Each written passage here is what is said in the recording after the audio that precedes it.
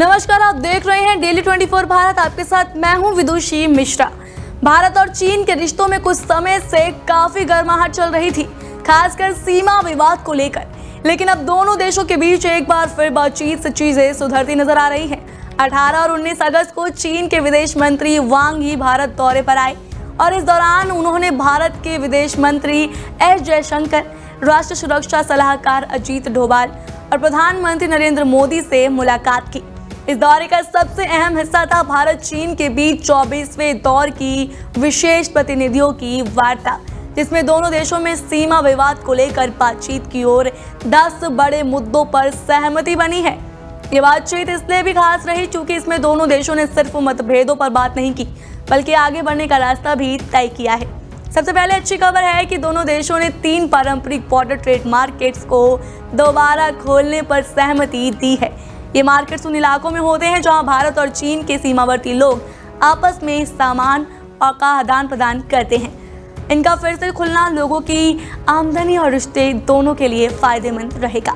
इसके अलावा एक और अहम बात ये हुई कि भारत और चीन अब सिर्फ पश्चिमी सीमा पर ही नहीं, बल्कि पूर्वी और मध्य सीमा पर भी बातचीत शुरू करेंगे।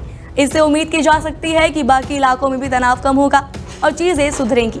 दोनों देशों ने यह भी माना है कि 23वें दौर की बातचीत के बाद ये सीमा पर हालात शांत और स्थिर रहे हैं और इसी को आगे बढ़ाना चाहिए।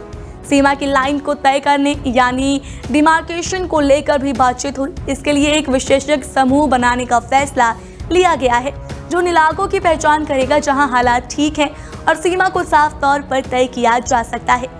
इसके अलावा दोनों देश अब राजनयिक और सैन्य बातचीत के जरिए किसी भी विवाद को सुलझाने की कोशिश करेंगे। यानी अगर बॉर्डर पर कोई हलचल या गलतफहमी होती है तो पहले बातचीत के जरिए मामला सुलझाया जाएगा, ना कि टकराव के जरिए। सीमा पार बहने वाली नदियों को लेकर भी बातचीत हुई। चीन ने भरोसा दिलाया कि वो भारत को बाढ़ जैसी आपात स्थिति में जरूरी जल जानकारी देगा ताकि भारत समय रहते कदम उठा सके। दोनों देशों ने इस बात पर भी जोर दिया है कि सीमा विवाद को राजनीतिक समझ और पुराने समझौतों के आधार पर हल किया जाए।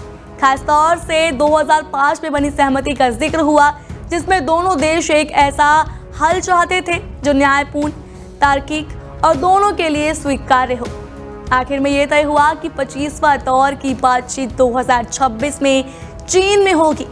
कुल मिलाकर ये बातचीत एक सकारात्मक कदम है। भारत और चीन जैसे 2 बड़े देशों के बीच जब संवाद होता है और शांति की बात होती है तो ये सिर्फ बॉर्डर के लिए ही नहीं, पूरे क्षेत्र के लिए अच्छी खबर होती है। अब देखने की है कि इन बातों पर अमल कितना जल्दी और कितनी ईमानदारी से होता है, लेकिन शुरुआत तो अच्छी हुई है। बाकी आपका इसमें क्या कहना है, कमेंट बॉक्स में जरूर बताएं। आपसे फिर मिलेंगे ऐसी और खबरों के साथ। तब तक देखते रहिए डेली 24 भारत।